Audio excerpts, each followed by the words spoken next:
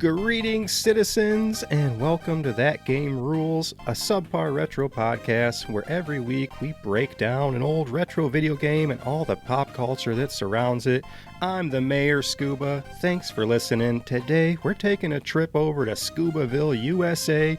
It's a city plagued by mismanagement, tornadoes, and the occasional Godzilla attack, because we're talking about SimCity today, what you might think of as the OG of resource management games. SimCity actually changed the entire gaming landscape in the late 80s and early 90s. So sit back, relax, stop telling me there's too much traffic downtown. I'm working on it. We're going full God mode today, putting that simulation theory to the test, going from playing as a plumber to actually laying plumbing foundation down for a whole city.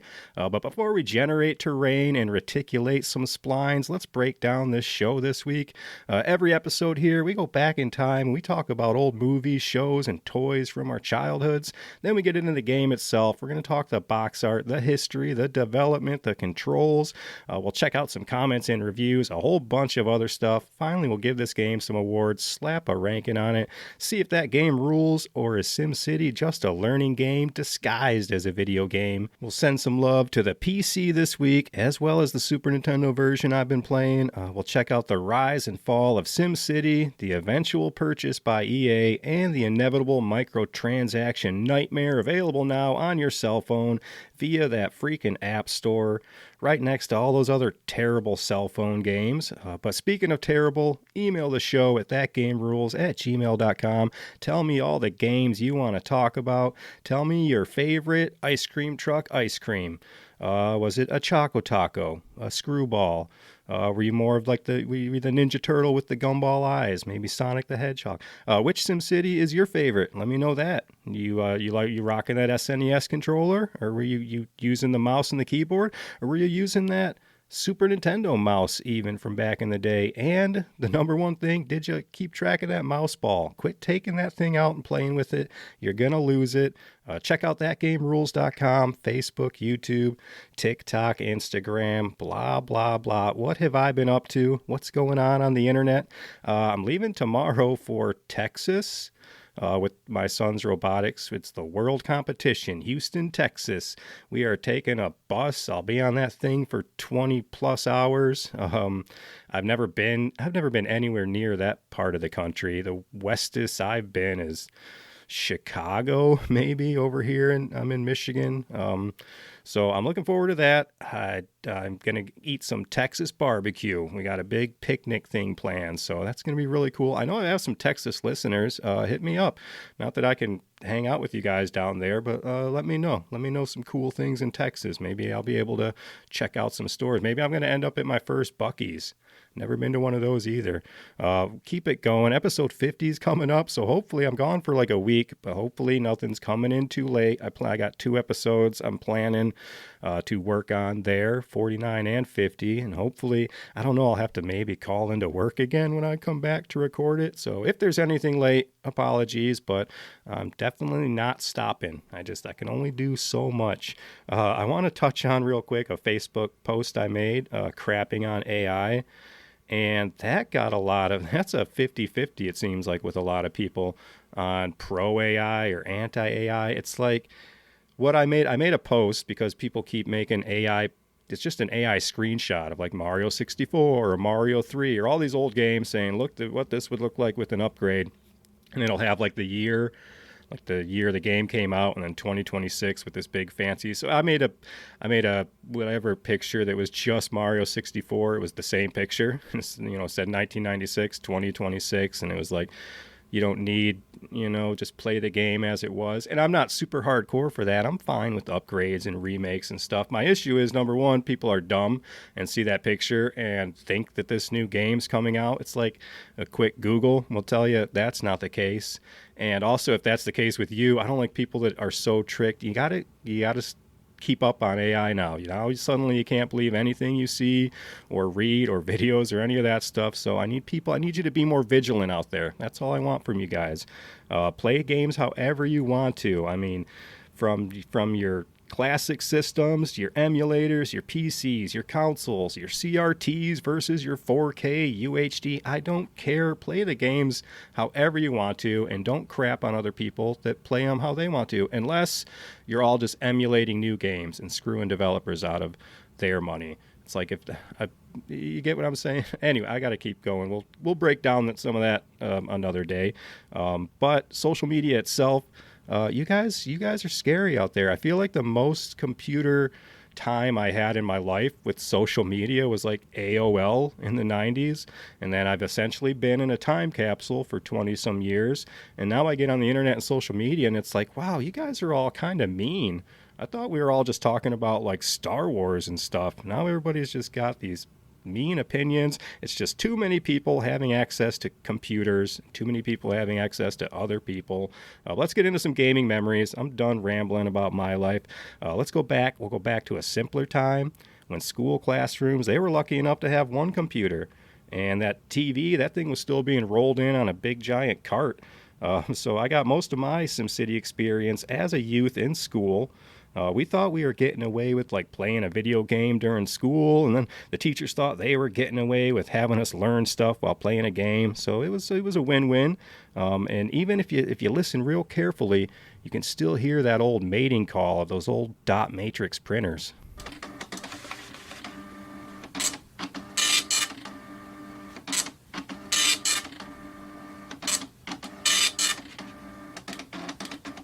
That'll teach you patience. Printing out that GIF. On top of that, if you were getting sick of making like dog barks and tugboat noises over there in Mario Paint, you could slap this bad boy in your Super Nintendo, because they made a couple versions for your Super Nintendo. Or you can rock that SNES mouse. In my house, at one point we had a hand-me-down PC in our trailer there for a little bit. I mainly used my mom's boyfriend's computer at his house. Back in the day, when we had that computer in my house, I melted that thing. So I had played original SimCity. I got that to run on that computer. I don't remember what else, but I was young, and I played that computer like I ended up in like the C files and stuff, and I was just playing it like I was Sam Jackson from Jurassic Park. So I was just clicking and hitting entering and mumbling things out loud about fixing grids. And so I was just pretending I was in this movie, and I'm pretty sure I melted that computer because it never worked again after. Before that, though, I know I was printing out yard after yard of stuff, pictures, clip art on that printer, and then you'd rip those dotted little things off the sides, and then I would tape them together to make these dot matrix printer posters. But we're definitely getting old school today talking about that kind of stuff. So let's head back to 1989. We can talk about some movies and games back then, but in order to get to 89, we got to get up to 88 miles an hour and hit up this time warp. Have enough road to get up to 88. Roads? Where we're going, we don't need roads.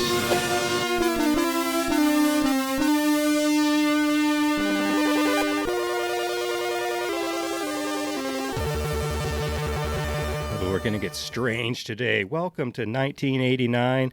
I got an advertiser today. Back then, computer hackers, they weren't the only people trying to steal things in the 80s and 90s. You better keep a close eye on that pizza you're snacking on. This is the Noid. He loves to ruin your pizza. If you've ever gotten cold pizza or squashed pizza or pizza that just wasn't right, the Noid did it. But at Dominoes Pizza, we avoid the Noid. So when you want hot, delicious quality pizza delivered in less than 30 minutes, Dominoes Pizza delivers. One call does it all. The Noid, the mischievous, rabbit-eared claymation character from the 80s, and also the star of his very own NES game eventually. But we're going to get deep. We're going to get deep on the Noid here. His appearance, creepy, human, goblin-like creature in a skin-tight red suit with rabbit ears and a big black N insignia on his chest like some extremely low-rent Superman. His objective, to ruin your pizza delivery, representing all the things that could go wrong while waiting for that pizza. Did it get smushed? Is it cold? Is it missing toppings? He was the physical manifestation of the obstacles Domino's drivers promised to overcome with its 30-minute guarantee, making Domino's the only company who could, quote, avoid the Noid. It was a very successful ad campaign, spawning merchandise, toys, and of course that NES classic topping all the charts back in the day, Yo Noid. But somebody did not like the ad campaign. He did not like it very much at all. On January 30th, 1989, Kenneth Lamar Noid entered a Domino's in Chamblee, Georgia, armed with a .357 Magnum, and that is definitely a Noid you want to avoid. He believed the ad campaign was making fun of him. He has that last name, Noid. He held 2 employees hostage for over 5 hours. He demanded $100,000 and then a white limousine as a getaway car, which is not usually what I would pick as a getaway car.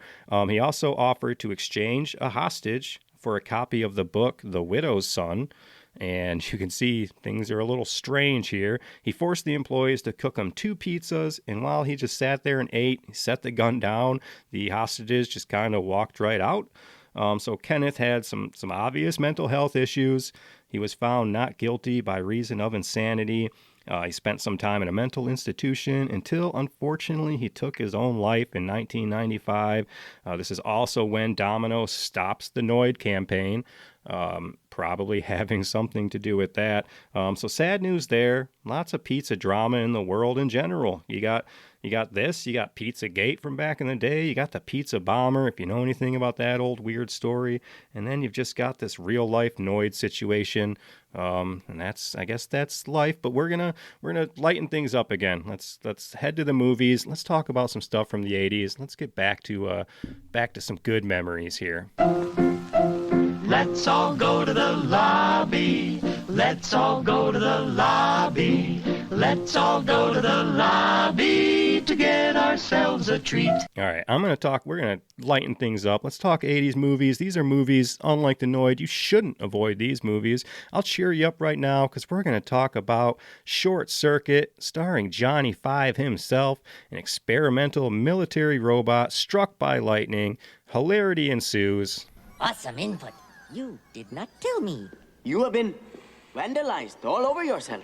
No, decorations, multicolored petroleum byproducts. Los locos kick your ass. Los locos kick your face. Los locos kick your balls into outer space. Johnny Five! Uh-oh. Come on, I will clean you up. I love I'm not smart with tech stuff, but I love old tech in those old movies. Whatever they say, it's Johnny Five's like RAM is or storage capacity. I'm pretty sure it's the equivalent of like a Game Boy from back then. But they actually designed Johnny Five realistically, like all the pistons and pneumatics and all these things technically kind of have little a story behind it. Even like how he has like eyebrows that move and give him emotions and stuff for the movies. The reasoning behind having those eyebrows, I think, is their like sun visor thing. So they made these kind of reasoning behind all these things that end up giving Johnny Five all his emotions and stuff. Also some sad scenes in those movies when they beat up Johnny Five, Johnny Five, no disassemble, all those kind of things. Kids movies, they were hitting, that was kind of more of a family movie, but kids movies, they were hitting harder back in the 80s. You had The Land Before Time, An American Tail, All Dogs Go to Heaven, and it's like all these movies had some big emotions, some heavy themes, some adult themes, and it just goes to show that kids can handle this kind of stuff. It doesn't always have to be Blue's Clues and Dora the Explorer. Give them some Coraline, give them some Monster House, give them some high stakes. Don't hide kids from the pain of the world, or they won't know how to handle it when they're adults. But speaking of pain as a child, we also had the Transformers animated movie and the spoiler death of Optimus Prime. That brought a generation of kids to their knees. They made Transformers, the animated movie, at the same time as the G.I. Joe animated movie. And they originally had planned for both heroes to die, Optimus and Duke. But with Transformers being released first and the waterfalls of children's tears that followed, they actually went back, redid G.I. Joe, and ended up with Duke being in a coma instead of actually dying. So now you know that. Now we know. And knowing is half the battle. G.I. Joe! Moving on from the big screen to that little fuzzy, warm old tube TV screen, of course we had Transformers, G.I. Joe, Voltron, Thundercats, even Thundar the Barbarian. But let's throw some love to the man with the power, getting his own brand new movie. It's He-Man and the Masters of the Universe. He-Man and the Masters of the Universe! I am Adam, Prince of Eternia and defender of the secrets of Castle Grayskull. This is Cringer, my fearless friend. Fabulous secret powers were revealed to me the day I held aloft my magic sword and said, By the power of Grayskull!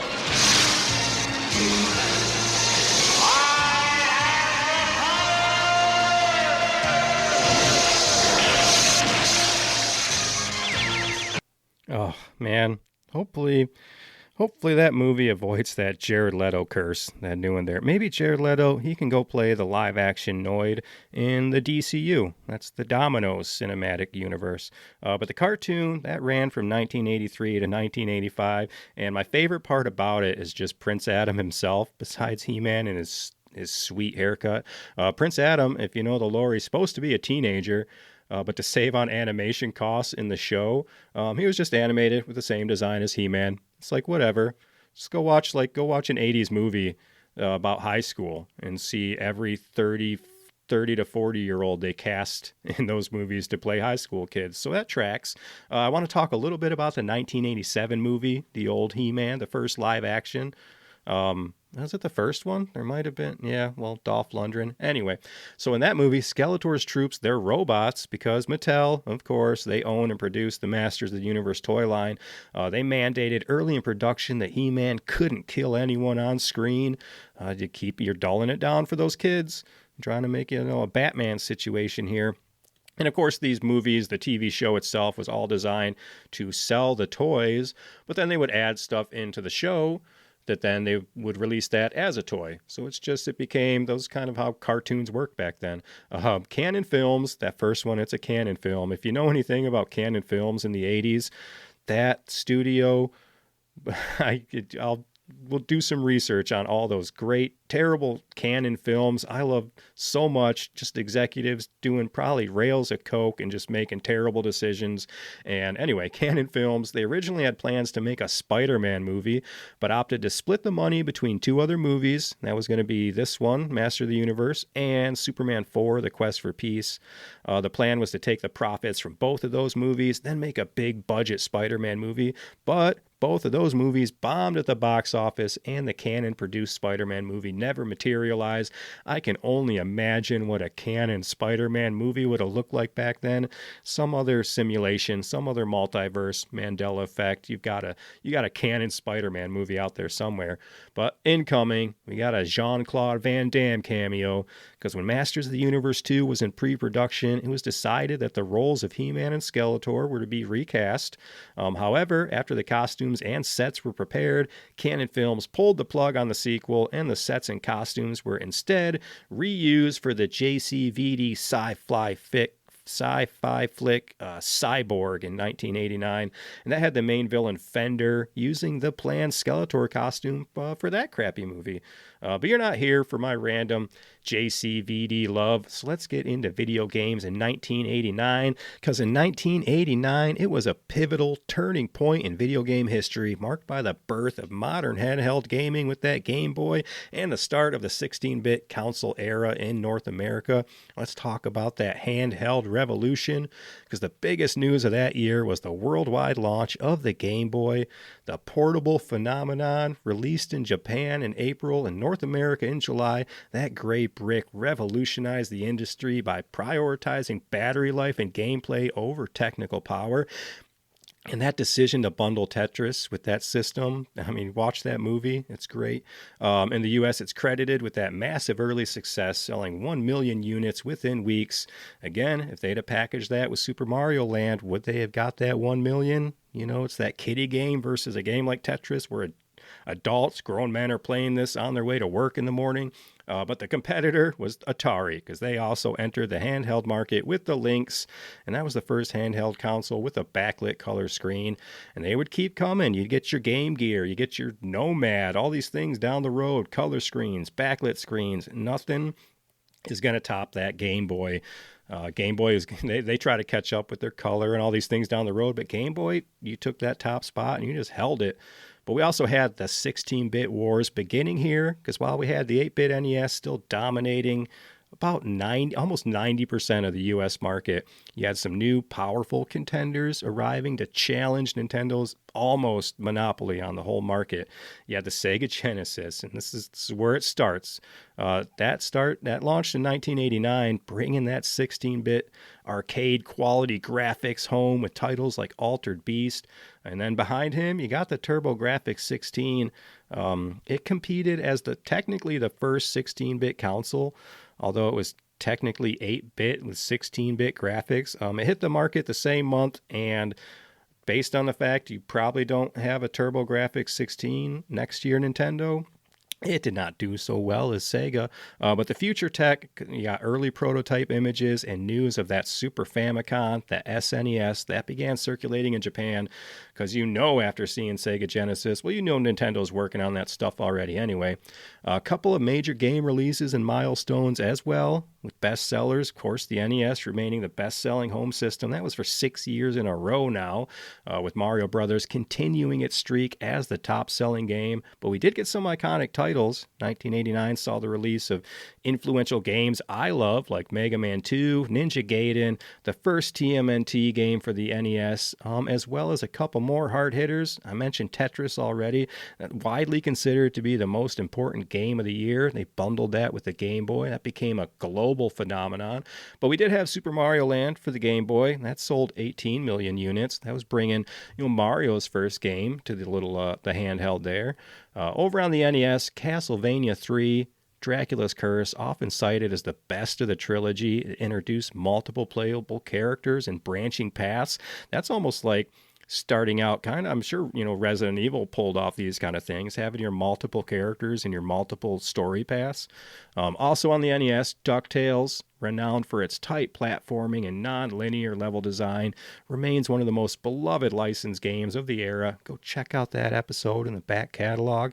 In the arcade, we got Final Fight. That revolutionized the beat-em-up genre. It's got the large, detailed sprites, fluid combat.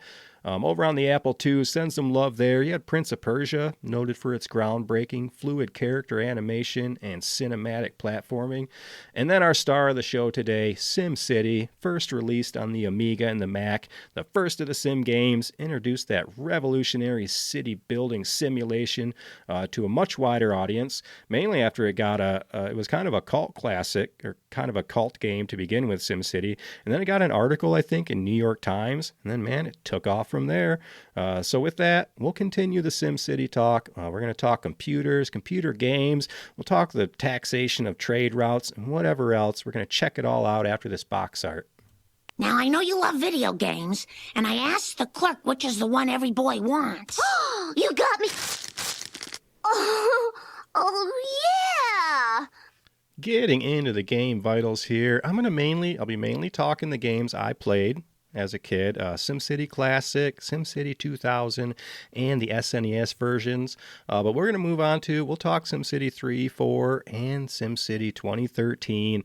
Full disclosure, I'm going to talk like all of these games and the legacy of the series as a whole. I will probably mix up versions of the games, but it's the quality you've come to expect from this podcast.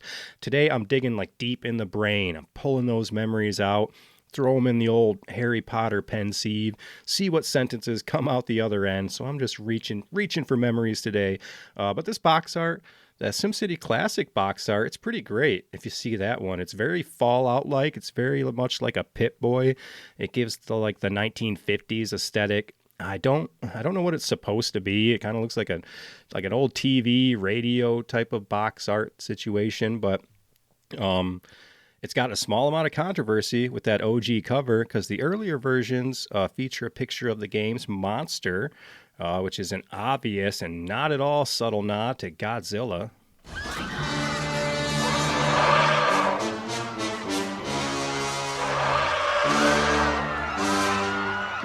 Run! It's Godzilla! It looks like Godzilla, but due to international copyright laws, it's not. Still, we should run like it is Godzilla! Though it isn't. That clip fits especially well for this situation since there was a copyright thing. So after complaints from the studio, they switched that cover art to feature the tornado disaster instead. But still, were disasters not a fun selling point for the game? From there, it seems like all future covers kind of blend together almost for the whole genre, the simulation genre, between SimCity, between like the Tycoon games. It's just a big logo and then a whole lot of other stuff going on. It's like a page out of Where's Waldo. It's not a complaint. It's like a compliment even. You're going to stare at that and kind of catch some details and some little things. And it reminds me of like, what were those books I read as a kid? Not even read. They were just big picture. They were big pages. And it was just insane detail of like castles, but then they would split it down like the middle so you could see all the layers of castles and old towns. And it was just full of cartoony townsfolk. And like all the houses were split open. It was almost in like that SimCity isometric view sometimes. I think they had them for like boats and ships and submarines. They had a Star Wars one where it just cut it in half and you could see all this. I mean, so see, I told you I read stuff as a kid. They were just big picture books. But anyways, let's talk the history. What kind of story will you tell?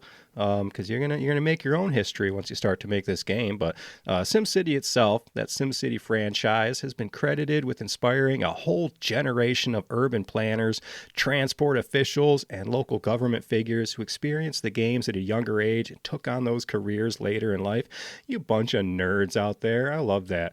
There's just some urban planner out there somewhere, and he grew up playing freaking SimCity on the Super Nintendo.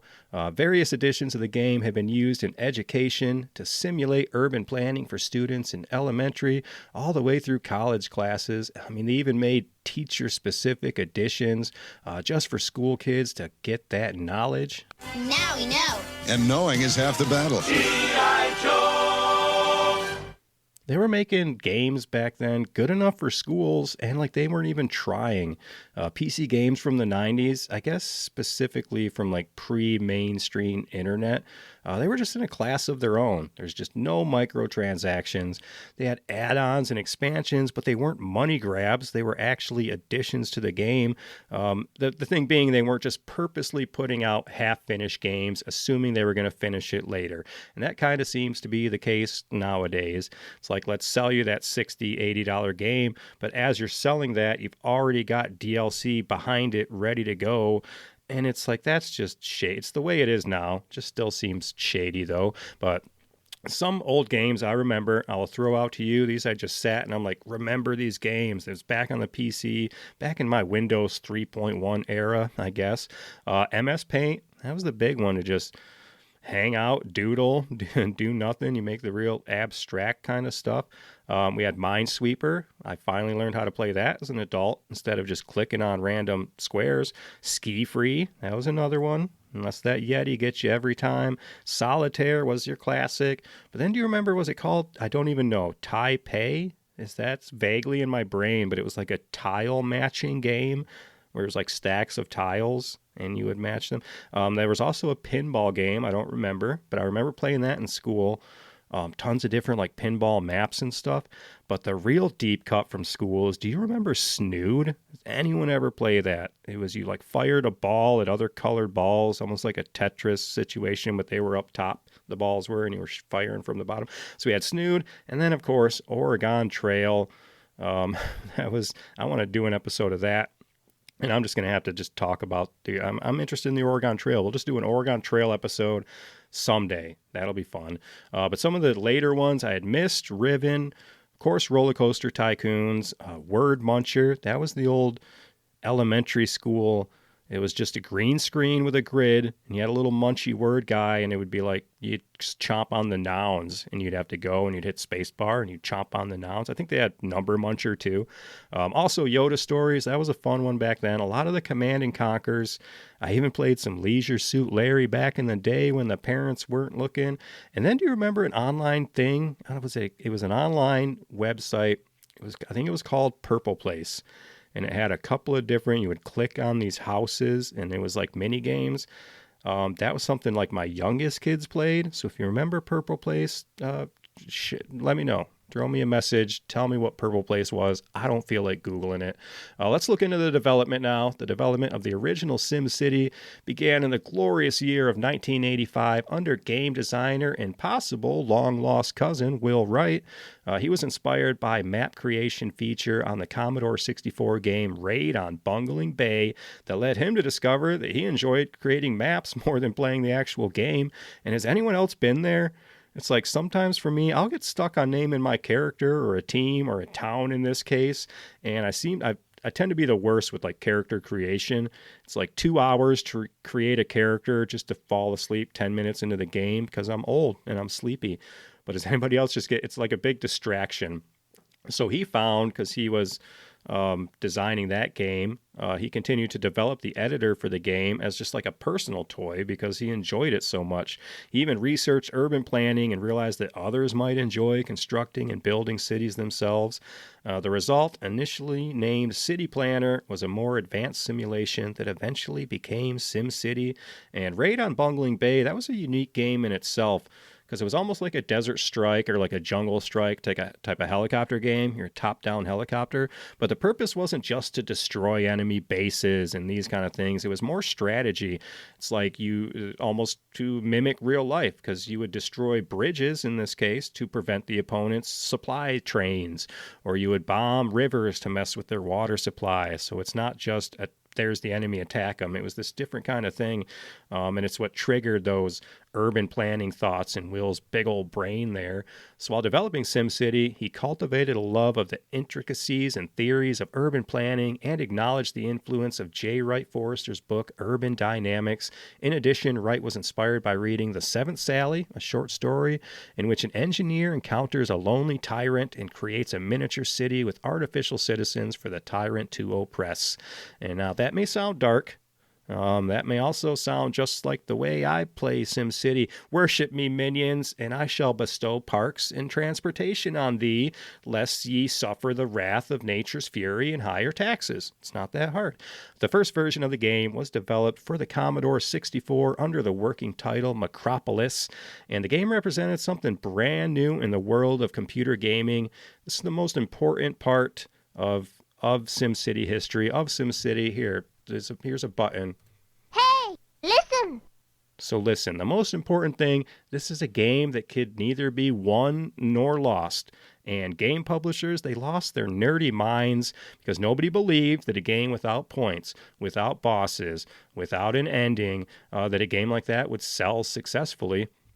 And they even developers even declined to publish the title when Wright proposed it. And he pitched it to a range of major game publishers without success. You son of a bitch. Until Jeff Braun, founder of the then tiny game development company Maxis, he agreed to publish SimCity as one of 2 initial games for the company. I think these two, Jeff and Will, they met at like a pizza party, hit it off, started talking about this game, could not find publishers, so they made their own company, Maxis, to publish this game. Broderbund executives saw that the title was infectious and fun, and they signed Maxis to a distribution deal for both of its initial games.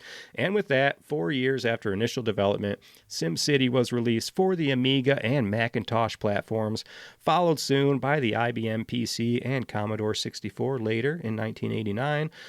In 1990, it was released on the ZX Spectrum, and then in 1991, the SNES port, very similar to the original edition, but had some unique features, including reward buildings, at Mario statue, and possible attacks by a giant Bowser instead of Godzilla. What? Shut up and take my money! Let's talk about the release.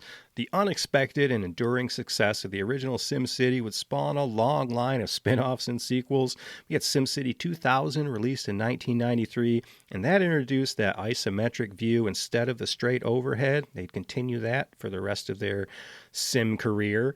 Underground layers were introduced for your water pipes, your subways, along with many new buildings, more elaborate financial controls, and many other improvements, and of course, some new disasters to cause even more mayhem.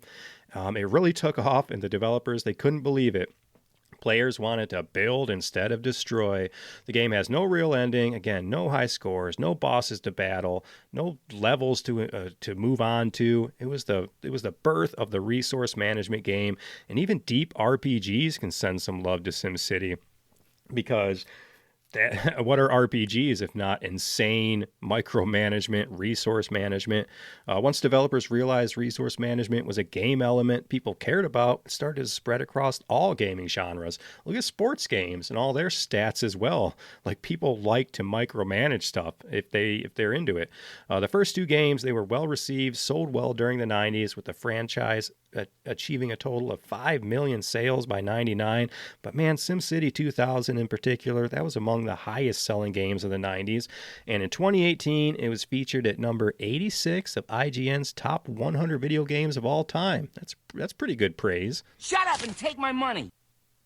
Also, the NES title, that was a launch title for the system, just adding a lot of variety to that release, having this new computer game port on the Super Nintendo next to your Mario, next to your Pilot Wings and stuff. Let's talk about music, and then we're going to get into some straight kind of game chat. We're going to go over all the disasters. It'll be a good time. The music, it varies by the game, but it's all pretty perfect for a sim building game. Sometimes light and ambient, sometimes a little dramatic, and sometimes just plain strange. It's the sound effects that are great, giving you like just enough to know what's going on with a little sound cue. The people cheering when you build certain buildings is always fun, as are their death screams during the wanton destruction you cause. You even get a cameo from Wright himself in the form of the electric buzz sound you hear when selecting power lines and such. He recorded that as a placeholder, and everyone decided good enough, and they just hit send on that sound clip. So let's play another relaxing track. Then we're going to head on over to Scubaville, see if we can't build a town to rival the likes of Shelbyville once and for all. Do any of the sim games have an option for a lemon tree? Can you plant a lemon tree? Because, man, I'd love a Simpsons Sims game that wasn't that crappy tapped out mobile game. Anyways, music.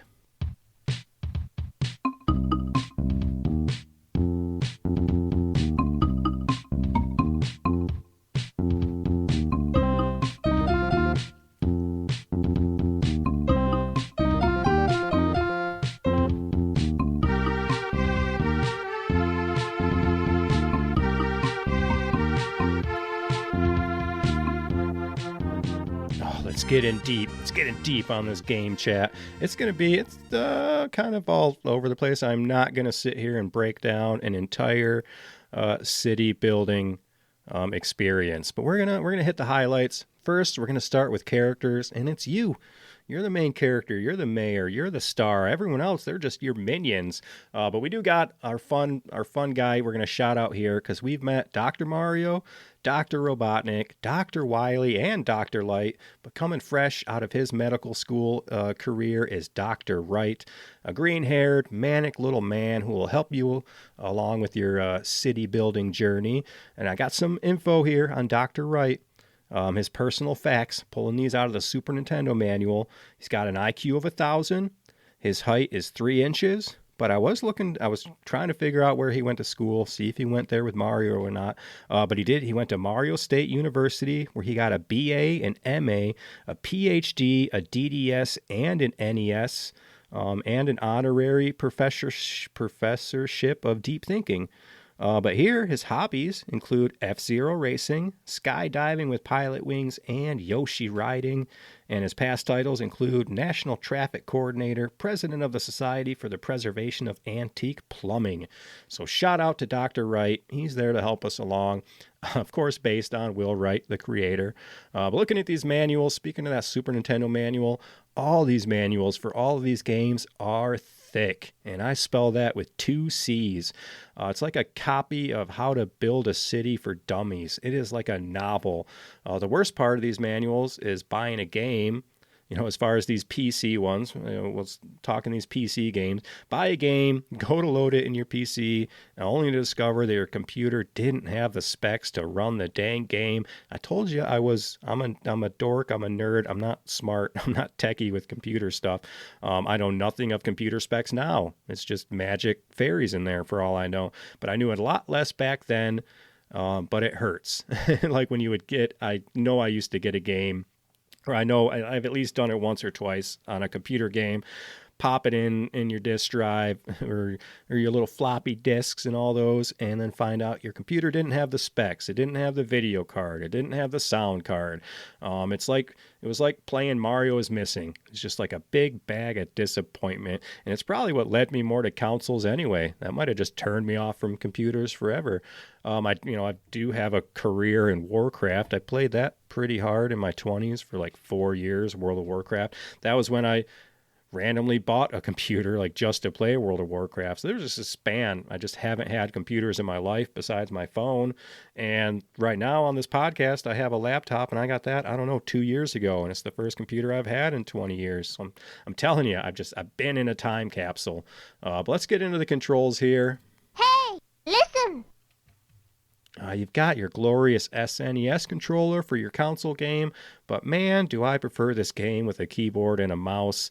Assuming back then that you could keep track of that damn mouse ball. Stop taking it out. Half the school computers, they're missing the mouse balls. You're taking them out. You're throwing them at people. But don't forget that SNES mouse either. You can put down Mario Paint, and you can run some SimCity on the SNES with that gray and purple mouse they got over there. But getting into the story, there really isn't any. It's your story. What's your story going to be? What kind of city are you going to make? But in this case, we do have scenarios where you can just start a kind of pre-made city. Like I said, like start a scenario. They're going to give you kind of a mission. You can do things from there. But you're the mayor. It's up to you what you want your city to be like. Is it going to be visually pleasing with plenty of parks and zoos and nature to encourage citizens to move in? Perhaps a utopian society, like in Demolition Man with Sylvester Stallone. Or will you go full efficient, sacrificing things like schools and hospitals to make the most packed, dense grid of buildings you can? Perhaps a megacity, like in Judge Dredd with Sylvester Stallone. If you want to get the game to throw some stories at you, let's start out talking about some scenarios. In the SimCity series, scenarios, they're pre-built cities facing specific crises or goals that you must resolve within a set time limit, while later entries like SimCity 4 moved away from the structured format in favor of open-ended regional play. The classic titles, they're famous for their challenging, disaster-driven scenarios. Let's run through a couple. We got the classic. On our classic SimCity, that's going to be your SNES and your PC versions there. You got San Francisco, and they even have like dates to kind of match these things. So if you're in San Francisco in 1906, you have to rebuild the city after a massive earthquake. They have another one that's Tokyo in 1961. That's where you have to defend and recover from a giant monster attack.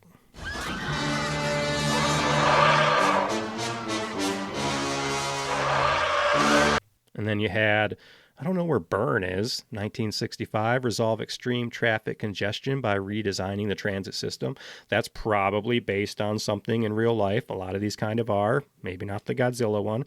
But then you got Detroit in 1972, lower the crime rate and revitalize the industry to save the city from collapse.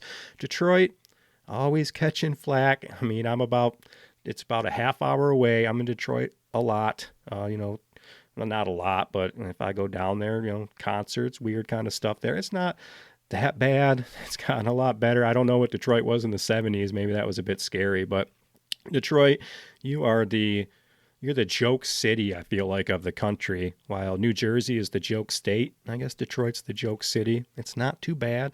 You got Boston. You got to manage the aftermath of a nuclear meltdown. It's probably because they got, 3 Mile Island out there or something. You also got Rio de Janeiro, but this is in 2047 in the future, where you tackle coastal flooding caused by the greenhouse effect. Of course, it's the 90s and the environment. Where's Captain Planet when you need him? Where's that add-on? Let's talk a few SimCity 2000 scenarios. They expanded the concept, more varied disasters, and a specialized scenarios Volume 1 expansion. So you had some key examples include, you had Charleston, where they deal with the aftermath of a hurricane, Dullsville, a population-based challenge where you must turn a stagnant town into a thriving metropolis. Then you got Flint, focuses on industrial decline and revitalization. Here we go again. I'm about 30 minutes from Flint, Michigan. Unlike Detroit, Flint is, I wouldn't go to Flint. Flint is pretty rough. But Oakland, that's over in LA, right? Managed the 1991 firestorm. And this one is unique to Will Wright himself. Oakland, it's 1991. It's riots. It's a big fires and stuff, I think, in LA. And it's when his actual house burnt down in real life by those LA fires. So he threw that one into the game. So we'll get into the gameplay a little bit itself. We're going to reticulate some splines. This game itself, it's more like a hobby. It's comparable to like tending a garden, except it's a giant pixel garden. You plant seeds, you watch them grow, you make buildings, you watch them get bigger. It's almost like a Zen garden with like the sand and the big rakes and things. Let's fire this thing up. Let's start out with the most important step, naming your city. We're going to go with Scubaville this round. You also get to choose a time and difficulty level here. I'm mainly referencing, the Super Nintendo version. Again, things will be different through different versions. We'll just kind of go over the main kind of overview of SimCity here.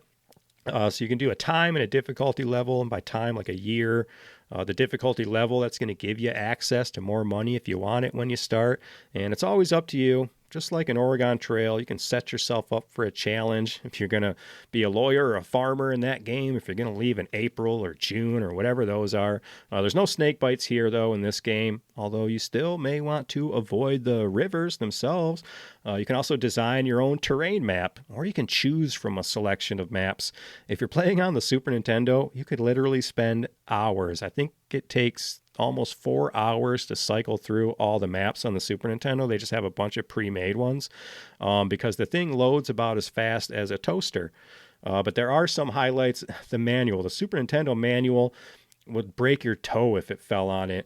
But it does have some pages. It has a couple pages of some of the prime kind of pre-rendered maps if you want to pick those. But man, that Super Nintendo manual has everything. It's packed and it looks good. It's colorful. It's laid out well. It reads as a book from Dr. Wright himself, an urban planning journal for you to get with. And this is what a manual should be. I'm still burnt on that Lion King manual. So you can design your own map, and besides cycling through, just like we were talking about earlier, picking names and these kind of things, you could spend freaking 3 hours just designing your terrain before you even start playing SimCity. And then maybe Will write it himself, and you're like, I like designing terrain more than actual cities. And then you go off and make sim terrain. And it's just a world building, tree building game. Maybe you go do that over there. Anyway, we're going to SimCity 2000. You can still change the terrain now even more. This is the main one. Now you can raise and lower ground. You can add and remove water. But the best technique, I guess, if you want to, obliterate this game and make yourself a megalopolis and all these things, you're going to want just a big flat square. But that's just so boring, isn't it? Get some tunnels in there. You can do tunnels through the mountains. You're going to want yourself a big old hill to put your mayor house up on so you can look over your minions. You want to get some waterside houses maybe to up that property value. And that's my fault that I can't help get artistic with it. That's the fun part for me. But you can play however is fun for you. If efficiency is fun, you'll do that. I've mentioned it before that when I played World of Warcraft, there must have been a solid 3 months maybe where I played Warcraft like normal, logging in every day for an hour or two probably, but all I was playing was the auction house.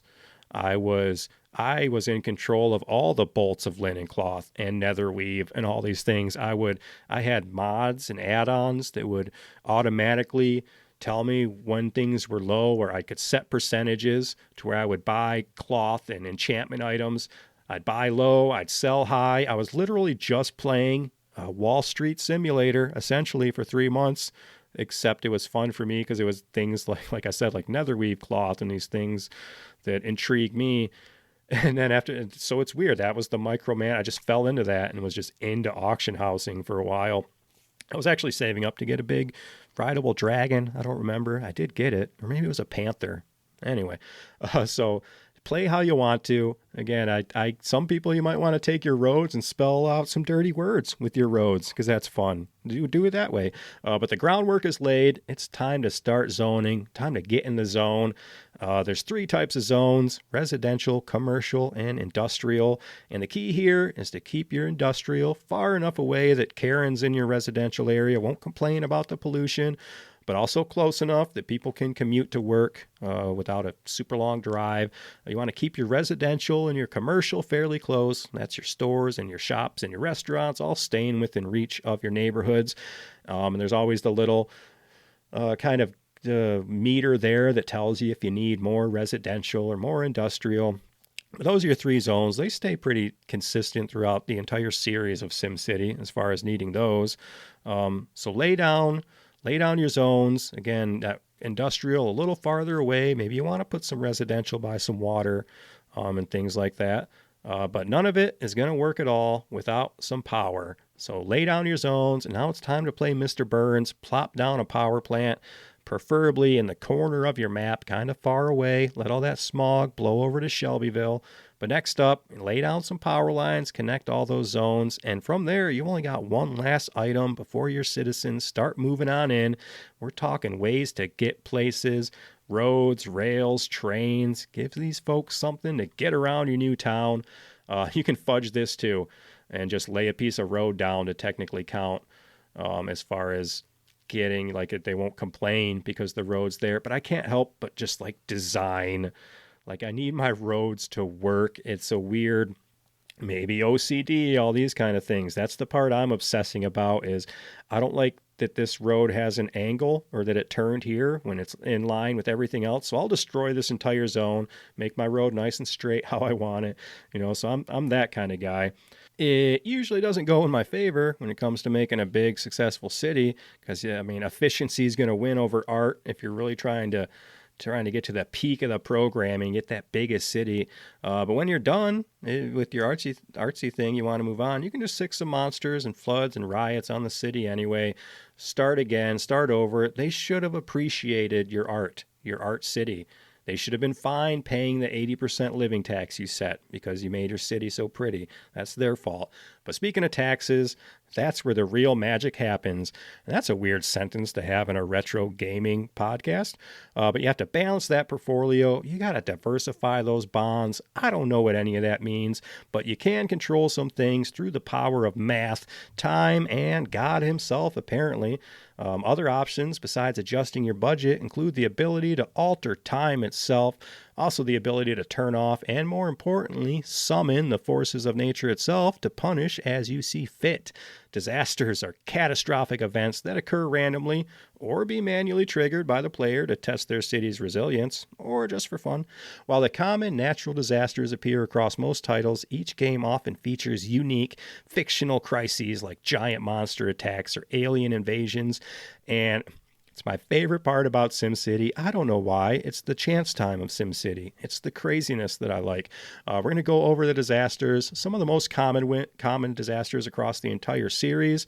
Most SimCity games include a core set of these destructive events. Fires. They can be small, localized fires. They can spread if not controlled by your fire department. Earthquakes. That'll rumble and collapse buildings. Also destroys roads. You got the tornado, the moving vortex that weaves through the city, destroying structures in its path. A more unique one is the meteor shower. You can't do anything about that. Rocks falling from the sky that cause craters and fires. And finally, some sort of UFO invasion, extraterrestrial craft that may zap buildings, steal resources, or even crash planes. Let's go through some of the more unique and game-specific disasters. Certain titles introduced iconic or bizarre disasters.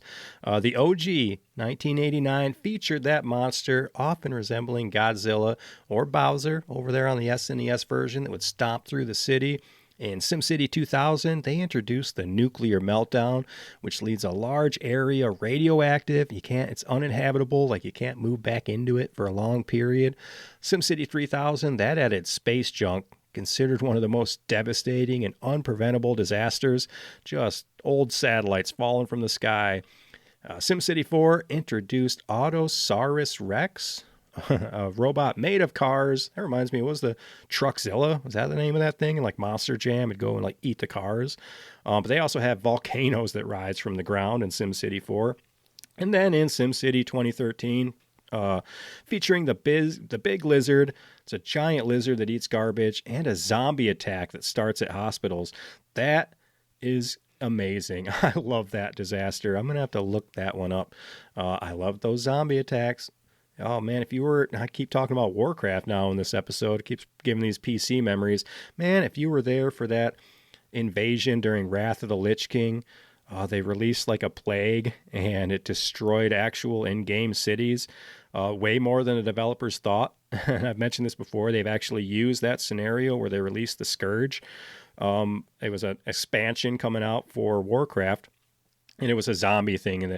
But the way these NPC zombies acted with their infection and the way they would infect people, it took out NPCs. You couldn't go to the bank. You couldn't go to the auction house. All towns were gone. People were literally moving out of cities and staying. You couldn't even go in the city. All the guards were on. It was crazy. And they've even scientifically looked back at this data to get the math of how, infections and quarantines and those kind of things work back in Warcraft. But moving on from disasters, once those other basic gameplay elements are down, your power, your zones, and roads, people are going to start moving in, and you can just keep expanding. The water pipes, they were pretty big in SimCity 2000. Big and tough and annoying, enough to join other water gaming favorites like Sonic underwater levels or the Water Temple and Ocarina of Time. The water and sewers, they can be frustrating, but I love how it puts your view like under the city, gives you that kind of grid, takes all the buildings away. But now that the game, it's up and running, it's time for schools, hospitals, churches, police stations, zoos, stadiums, firehouses, big parks, small parks, water parks, you name it. Some of the games, they have upgradable buildings, decaying property. Some of it have waste management. You've got garbage things to deal with. And the game, it just kept getting bigger and bigger and bigger. And for me, it lost me after SimCity 2000. That's the game, not the year. It may be confusing. SimCity 2000 came out in 93. So it still had a lot of time before it was getting to that year 2000. But besides just, I don't know, falling off PC games around that point anyway, SimCity 2000, I didn't deal with PCs after high school. I never had like a computer in my house. I had kids and work, and that's all I did. After SimCity 2000, that's besides the fact that games, they got too big for me. It's like, it's too much detail in a city builder. It wasn't up my alley. It's like, I appreciate gamers of all genres though. So you guys go nuts with your big fancy simulators, your Microsoft Flight Simulator, all these kind of insanely accurate things. It was a little too much for me. I like it right about that SimCity 2000 level of customization. But I want to highlight the SNES a little bit. It does have an interesting end game. So you can reach this megalopolis status and you get yourself this Mario statue. That's something worth bragging about, but you're going to have to get creative. A lot of the tricks I've mentioned earlier come into play here on your original SNES one. You're going to need flat ground. You're going to need those efficient, tight zones to where you can fudge it. You can lay just one power line down, one piece of road next to each zone in order to keep those, I guess, active. And the most important thing Nintendo wants you to do, demolish all schools and hospitals. That's right. They've got no active status to your game, no ties to the citizens' moods. They absolutely have to go. You need room for more shopping malls and stuff. So you just need to take those out. But it is definitely some bragging rights if you get to that megalopolis, because it really becomes about perfection, perfecting this game, perfecting the code that these developers did. And is that really any different from like a hard platformer? Like, not when you think about it, it's just another case of like perfecting that craft. Whatever the genre of the game you're playing, in the Super Nintendo's case, it's just perfecting this grid of buildings to the 1000% max to get that status. And of course, the Super Nintendo having that Bowser monster switch, that's just a chef's kiss on this game. But again, it was just crazy that there's a computer game you're playing at home on your Super Nintendo. But because this game is a giant sandbox, the developers have bestowed upon us tons of cheat codes and fun secrets to discover. It's a secret. Shut up. So various games here, but typing in things like I'm a cheat, that'll add 500,000 to your funds. I remember in SimCity 2000, you would just type fund and it like gave you a loan. And I think you'd end up screwed later, but I remember all of us were just typing in fund a lot and just building crazy cities. Priscilla is a code that'll open a debug menu. You know they're going to have crazy debug menus. And other fun codes like Noah, that'll start a flood. Gil Martin, that'll automatically build a military base. So just a couple of the cheats and codes you could enter in. But the real fun comes in the form of the Easter eggs and another couple of code situation here. The original SimCity and its early successors are filled with subtle nods, hidden messages, and peculiar developer jokes. While the 89 version was more focused on technical limitations, SimCity 2000 and beyond heavily featured llama references, hidden debug features, all sorts of stuff. Here's the most notable Easter eggs from SimCity Classic and its successors. Starting in the first one, of course, the Godzilla attack.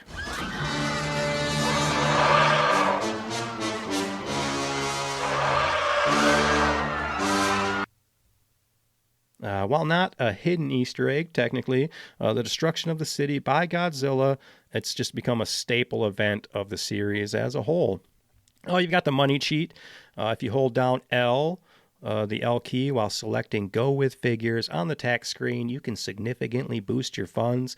And then there's just fun newspaper messages, like the headlines triggered by certain milestones. It contains like humor, satirical, self-referential jokes about city management, if you're into those kind of things.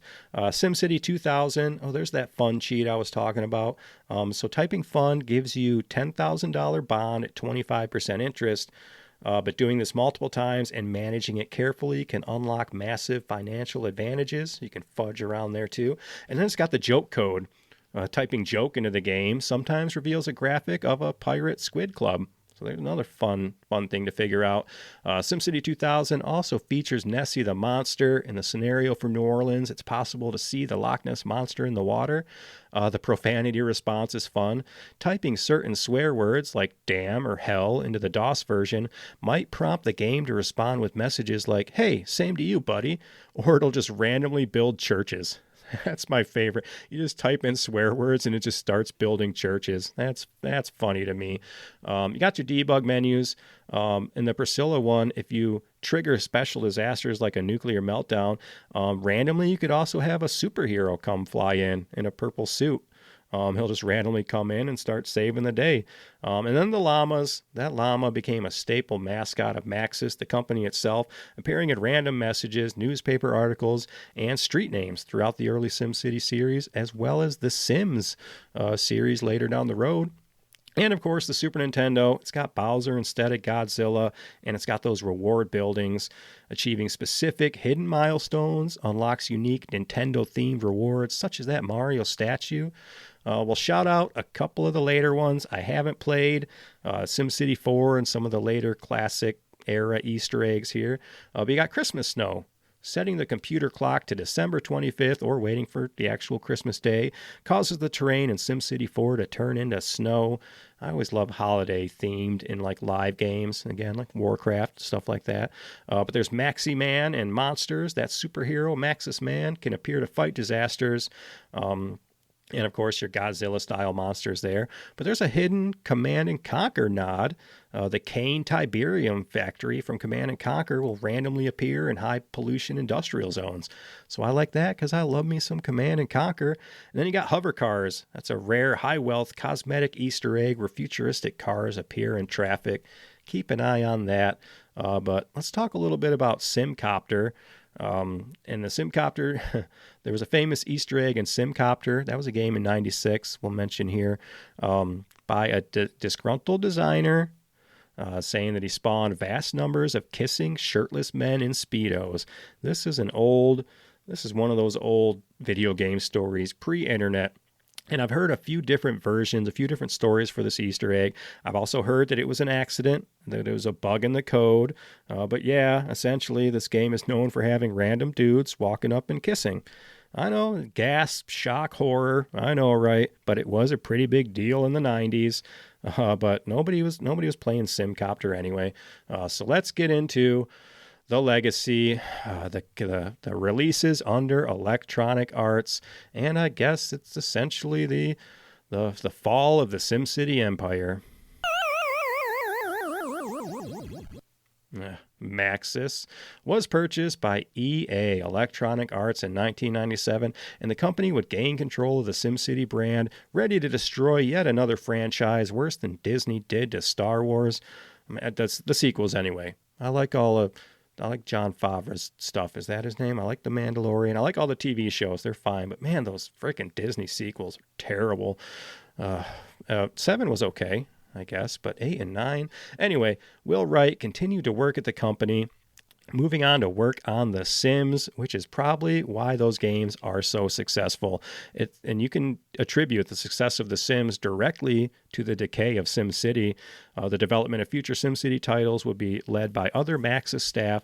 The next title, SimCity 3000, released in 99, introduced many new features, including the waste management, agriculture, now you're farming out there, business deals, and expanded inter-city relations. The game maintained that isometric display, though the landscape became much more complex and colorful. If you like that, I know it's getting a little too complex for me, but then there was the Japanese exclusive SimCity 64, which released only in Japan in 2000 for that 64DD disk drive. With 2 Ds, as he says, for a double dose of this pimping. A pimp's love is very different from that of a square. We were talking a lot about the 64DD recently in an episode. That featured the ability to view the city at night, pedestrian level free roaming. You could just zoom in on your city, and individual road vehicles and pedestrians, which could only be seen while in the free roaming mode. I think PlayStation did that too. You could get in a car and you could drive through your city. Cities in the game were also presented in 3D hybrid graphics. That was the first for the franchise. And of course, Japan would get weird with it, featuring some of the Sims type gameplay in this SimCity 64, with some focus on citizen relationships. I think it even has some sort of dating stuff you could do. Custom graphics could also be imported from Mario Artist Paint Studio, another 64DD game. So you could draw stuff in there, add it in. You can see where it's like the concept is there for what would have been fun and interesting. It just kind of fell apart. The 64DD game, that SimCopter, that was intended to read data from SimCity 64, allowing you to fly over your game city in a helicopter. But then EA and their greedy executives, You son of a bitch. They'd go ahead and release SimCity 2013. The final nail in the coffin for SimCity. The game had so many bug and launch issues. The biggest criticism being that launch chaos and EA's mandatory always online requirement and server overloads on release left many players unable to connect. Even after patches, tech issues remained, such as road attachment bugs, city loading problems. The cities are smaller than expected, limiting scale and making efficient planning challenging. Some players also note that core mechanics like building placement can be frustrating when the glitches occur. And that's EA. They wanted the game as a service, so they brought the old always online feature to a mostly single-player game.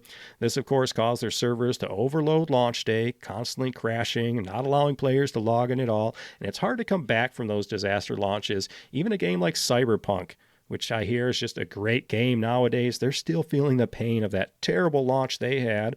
of your bigwigs, again, sending out half-finished games. But thankfully, there's more people than just greasy executives out there making games. As far as SimCity 2013, they eventually fixed it.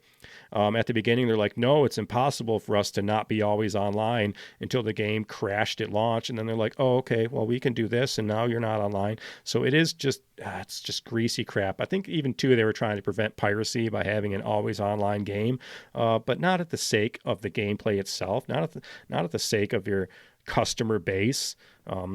But anyway, let's get out of the greasy EA. As a better podcast than me says, you can't spell greasy without EA.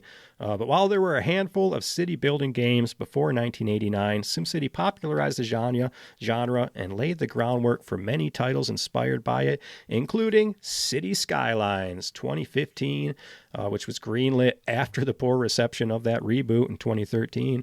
And that game seems to be the spiritual successor. It really shows. You can tell those developers grew up playing games like SimCity. Now they're adults capable of making their own games, and they're ready to carry that Sim torch for a new generation.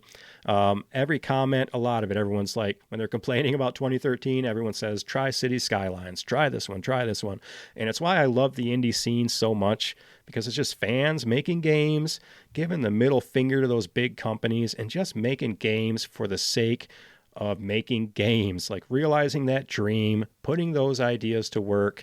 To think of some of these sim games nowadays, even Farmville from back in the day on Facebook. If you would have told farmers in the 1800s that kids would be sitting on their asses playing farm simulators for fun hundreds of years later, they might have died from dysentery right on the spot.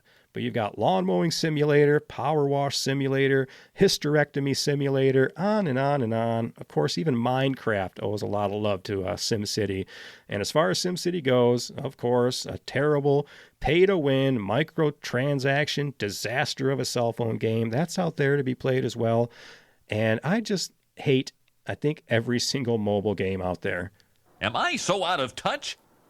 No, it's the children who are wrong. Like, there is not a one that is not just microtransaction, after your money. Plus, I hate touch controls, so I hate them all. But let's see what the rest of you think about the SimCity franchise. We're going to give this game some awards as we head back to our mayor's mansion up on the hill over there. Try to determine if we're just living in a big SimCity simulation. Maybe maybe there's another. We're in the one without the Shazam movie. Maybe that one's out there somewhere. But anyway, let's hit it. Aren't you a little old for video games? That man is playing Galaga. Thought we wouldn't notice, but we did. Let's do all the things that you want to do. Throw me a frickin' bone here. I'm the boss. Need the info. I've lived in mortal terror that this would happen. Get on with the ceremony.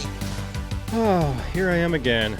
Thought I'd have a half-hour SimCity episode, and we're cranking it out here. But let's talk these comments. We got Reasonable Smart 1808 says, wow, nostalgia overload. Completely forgot about this game. I recall asking my dad to buy it when I was 8 for like $10 at Radio Shack. Holy hell, was it hard. I can remember I just played the pre-built cities and had monsters attack or watched it get destroyed by tsunamis. There is nothing wrong with playing that game, especially at 8 years old. Man, I remember Radio Shack. I feel like when I went in there, they didn't have games. The Radio Shack by me, it was just models and like train stuff. And I got down on some train stuff back in the day. But no, that's what the scenarios are for. They're for us young kids. Just get in there, send Godzilla, and tell those citizens they should have paid their taxes and they should stop complaining about traffic. Alpha Gia here says, this was one of the few SNES games I owned growing up.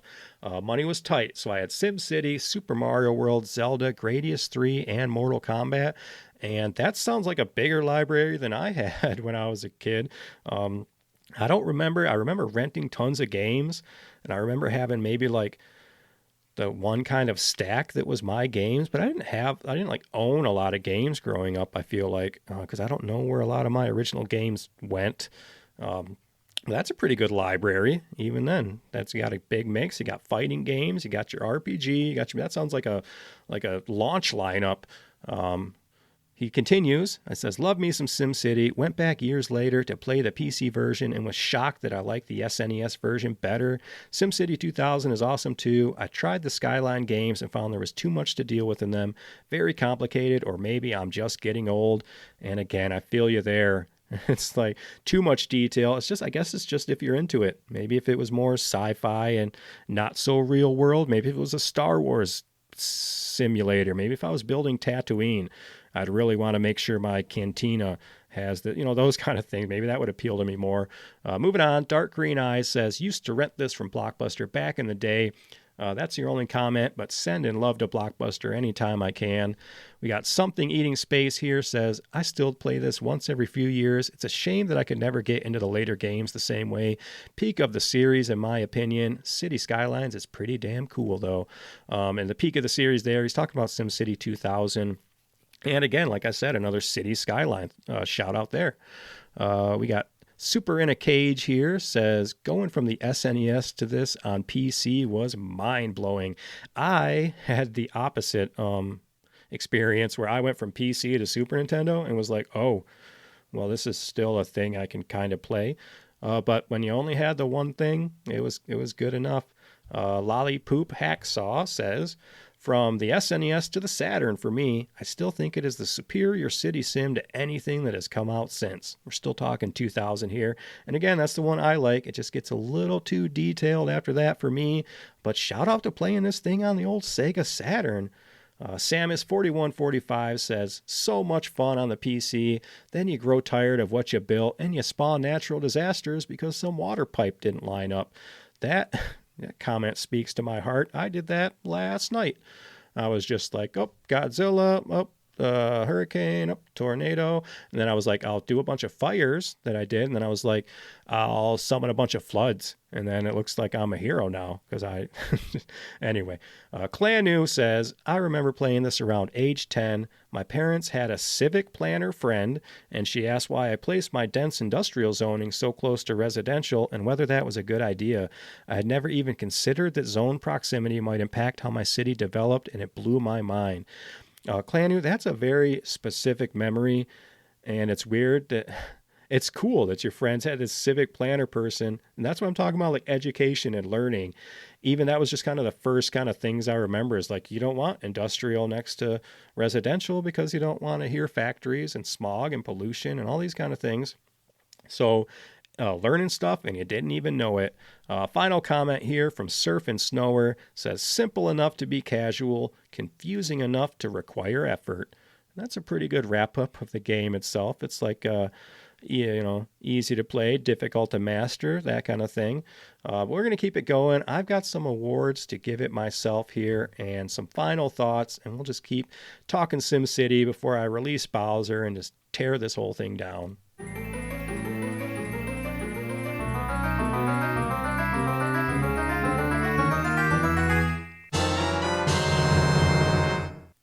All right, we're going to change the awards up this week. There's no bosses, there's no levels, there's no good music to jam out to. It's decent, but instead, I'm just going to highlight my 3 favorite little things about SimCity, starting with education. You son of a bitch. You did it, damn it. I thought I was just playing God. I thought I was just building cities, unleashing tornadoes, standard God stuff. Little did I know, my smooth little brain was learning stuff. Residential zones, commercial zones, learning that cops and firefighters need to get paid if they're going to do some stuff. The best educational games teach you without you even realizing it, except Mario is missing. That game just sucks. But if nothing else, SimCity prepared me a lot for a lot of taxation talk when the Star Wars prequels dropped. So thank you, SimCity. Next up, number 2, the real-time visual kind of results, in real time. It's what makes all these types of games give you that sense of accomplishment because you're seeing your city grow. It's the equivalent of beating that level or taking down that boss, using the on-screen action to fix the traffic jam there, add some roads there, crime's high over there, add a police station. If you got a fire, you're going to click on your firefighters, have them go take that out. If your townsfolk, they're complaining about high taxes, well, there's lots to do to help your townfolk. You can speed up time, slow down time, or you can go full Matrix, and in the end, you can just burn it all down with my number one favorite thing about all the SimCity games, and you're even going to get a little clap here as well. It's the disasters. Nothing like some drama to kick things up a notch. Like I said, it's like the chance time of this game. It's the blue shell even. It's just a time to wreak havoc or become the savior of the city. Tornadoes, earthquakes, monsters, plane crashes are fun, fires, and of course the classic alien invasion, all bringing the madness, turning your quiet city into the hellscape of the late 90s. Like L.A., Demolition Man style, or 2012, or Day After Tomorrow, maybe even Fifth Element if you're getting real sci-fi with your city. But just design and build or destroy and conquer your minions. It is your choice. So we're gonna rate this game. Let's see if this game rules, if it's a rental, or if it should be retired. And this seems like a game that would fit well into a retirement home, I would think. But gameplay, visuals, music and sound, and awesomeness. We'll do out of 100 here. Gameplay, I'm going to give you 88 out of 100.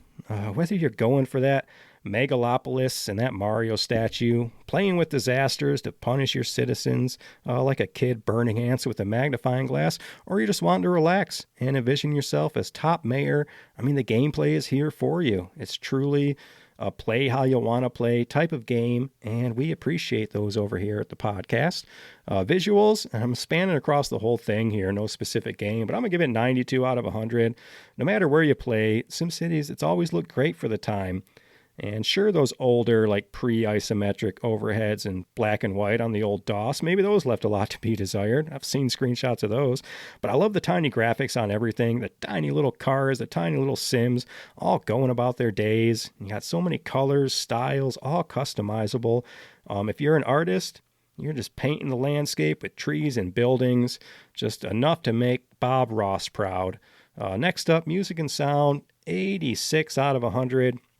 Solid, calming music to build your little heart away.